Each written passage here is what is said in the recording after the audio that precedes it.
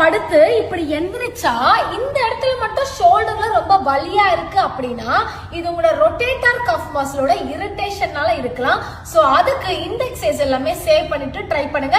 ஆனா கை மேல படுக்கிறத ஸ்டாப் பண்ணுங்க. First exercise pendulum swings. இந்த மாதிரி ஒரு சேர் ஆர் டேபிள்ல ஒரு கையை நீங்க கம்ப்ளீட்டா சப்போர்ட் பண்ணிட்டு இன்னொரு கையை கம்ப்ளீட்டா இப்படி ஹேங் பண்ணிட்டு சைட்ஸ்ல இந்த மாதிரி கொண்டு போக போறீங்க.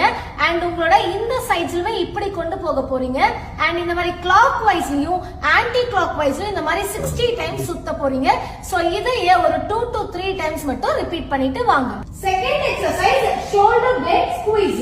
சோ உங்களோட ஷோல்டர்ஸ் பின்னாடி பக்கம் இந்த மாதிரி ஸ்குவீஸ் பண்ணிட்டு ஒரு 5 செகண்ட்ஸ் மட்டும் ஹோல்ட் பண்ணிட்டு இதையே ஒரு 8 to 10 டைம்ஸ் ரிப்பீட் பண்ணுங்க. ஆனா ஒரு நாளைக்கு ஒரு 2 to 3 டைம்ஸ் ஆவது பண்ணிட்டு வாங்க.